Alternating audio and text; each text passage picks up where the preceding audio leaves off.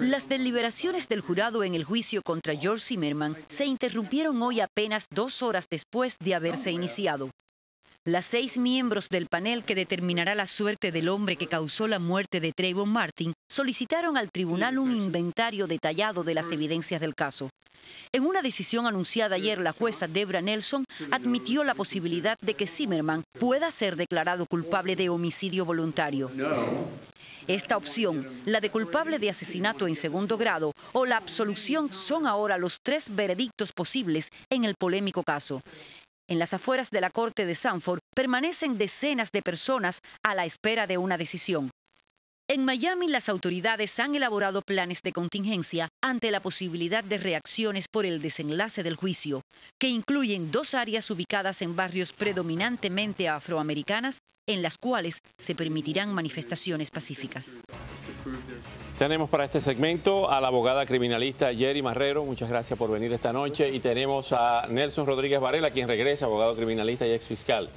¿Fue un error de la Fiscalía como estrategia ayer hablar de homicidio involuntario, que ya era lo más débil dentro de lo que se pidió? Yo creo que le resta demasiada credibilidad eso a la Fiscalía. Cuando la Fiscalía accede o pide esa instrucción, generalmente es la defensa la que pide las instrucciones auxiliares menores, de cargos menores a ser considerados por el jurado, porque eso tiende a poner al jurado en una posición donde no necesariamente tienen que encontrarlo culpable de los cargos principales, que generalmente indican una sentencia mucho más severa, y además lo puede ayudar en términos de las explicaciones de que el caso del Estado tiene demasiada duda razonable con respecto a los hechos y al caso que se ha presentado. El hecho de que hayan pedido hoy, antes del receso, todas las evidencias, todos los detalles, todo ese cúmulo de evidencia, pudiera retrasar la deliberación, pudiera alargar el veredicto.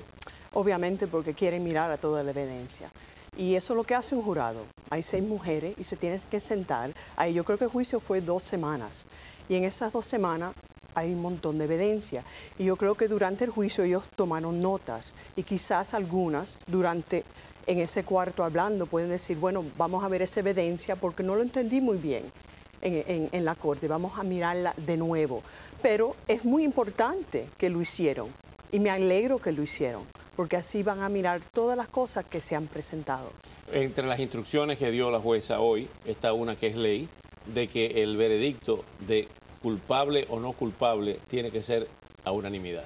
Sí, ese requisito de unanimidad es algo que es firme en la ley en los Estados Unidos. O sea, no puede ser 5-1 ni 4-2, tiene que ser 6-0. Tiene que ser 6-0 de una forma o de otra. Y es interesante porque en este caso van a tener que deliberar con respecto a todos los elementos que fueron presentados durante el transcurso del juicio.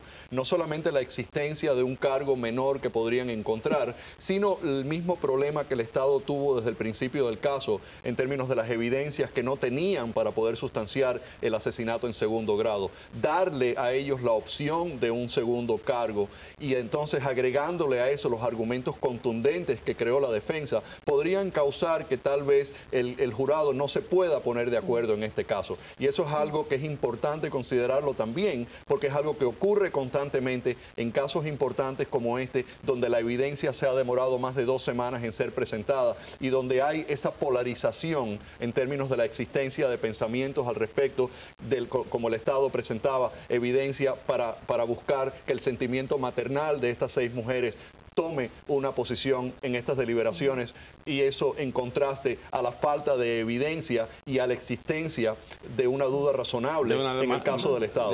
Yeri Marrero, nuestro colega Emilio López, corresponsal de EFE, escribió un trabajo, un reportaje, una nota, donde señala que una absolución de Zimmerman podría abrir un conflicto racial en los Estados Unidos. ¿En qué medida afecta, ya teniendo los antecedentes de Rodney King, de O.J. Simpson, el tema racial en una decisión de ese jurado?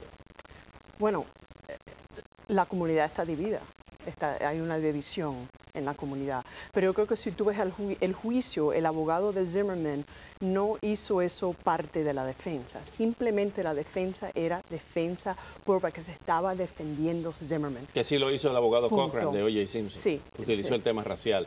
Sí, en este caso no sucedió eso. No ha sucedido, pero un veredicto de no culpabilidad pudiera exacerbar las protestas o el tema racial, y esto pudiera estarlo pensando el jurado en este momento para influenciar en su veredicto? Bueno, tú tienes que ver el jurado, a ver lo que está pensando el jurado. Yo creo que hay seis mujeres, una es hispana, las otras no son. ¿Me entiendes? Tú tienes que mirar eso y lo que están pensando. La en composición. La composición. Vamos a ver lo que decía el abogado de la defensa hoy y vamos a preguntarle quién escogió ese jurado. ¿Cuántas veces se dijo que Trayvon Martin estaba desarmado? Si dejo caer esto en el piso, seguramente voy a ser detenido. Así que no voy a hacer un drama y tirarlo al suelo solo para verlo rodar. Pero esto es de cemento. Es un pedazo de acera y él no era un adolescente desarmado con un paquete de caramelos tratando de llegar a casa. Fue alguien que utilizó la ventaja de objetos peligrosos desde su puño hasta el concreto para causar grandes daños. Eso no es en defensa propia, sino un gran daño corporal en contra de George Zimmerman, y el Estado sugiere que eso no es un arma, que esto no le puede hacer daño a nadie. Es desagradable. ¿Qué quiere decir esto? Íbamos a la pregunta quién escoge el jurado, pero esta evidencia no se conocía y estamos hablando de que entonces había un pleito mayor ahí. Son los argumentos que hacen los abogados para poner la evidencia en contexto. La defensa fue muy precisa en términos de la manera en la cual disectó toda la evidencia del caso y la relacionó muy bien a las instrucciones que el juez les leyó después a los miembros del jurado. La fiscalía tomó otra ruta. La fiscalía tomó una ruta más incendiaria, una ruta que fue diseñada para conmover las emociones. Y eso es algo que le va a causar un poco de problema, aunque muy bien articulado por parte del abogado, algo que puede causar problemas, porque algo en las instrucciones que la juez le leyó a los miembros del jurado es que no se pueden considerar esas emociones. Y eso es algo peligroso, pero fue algo necesario para la fiscalía porque de repente no tenían absolutamente más nada que argumentar. Eso siempre sucede, las emociones de los abogados en estos casos. Y yo creo que en este caso la fiscalía está perdiendo, en mi opinión, ¿ok? Por eso la fiscalía está trayendo emoción, está trayendo un montón de... Muchas veces esos son los abogados defensores que hacen eso. Pero en este caso hay tantas cosas y que la fiscalía no tiene concreta en este caso, que tiene que traer esas emociones. Vamos a recordarle al público que nos está mirando que para un veredicto de culpabilidad, de guilty, tiene que ir más allá de toda duda razonable. El Estado tiene que probar cada acusación más allá de una duda razonable. Y ese es el estándar más alto que existe. En este caso, la Fiscalía no ha podido ni siquiera poder demostrar de qué manera ocurrieron los hechos. Cuando eso ocurre, es un problema muy grave porque ese estándar es muy difícil de cumplir. Déjame decir, no sabemos quién dio el primer piñazo, cómo empezó la fajazón. Durante todo este juicio, ¿quién agredió? Fue el primero que agredió. ¿Quién fue? No sabemos. Es una duda, eso son dudas. Y la fiscalía pregunta, pero la fiscalía no debe de estar preguntando, debe decir, así es como tengo de evidencia. Pero no sabemos ni eso en este juicio, y eso es duda. Sí, es un problema. Y cuando hay duda es muy difícil encontrarlo culpable. Bueno, porque tú te sientes en un jurado y dices, bueno, creemos que sucedió así, pero ¿probaron que es así con la evidencia? Y si es, bueno, creemos que 50% creemos que fue así, pero tenemos una duda que quizás fue distinto. Esa es duda razonable. Se nos acaba el tiempo y vamos a seguirle dando seguimiento a esto durante todas estas horas.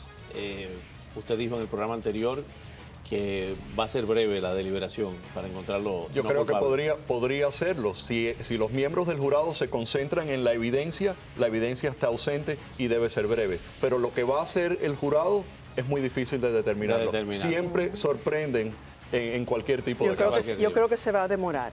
¿Cree que se va a demorar? Sí. Bueno, aquí tenemos dos posiciones. Vamos a ver.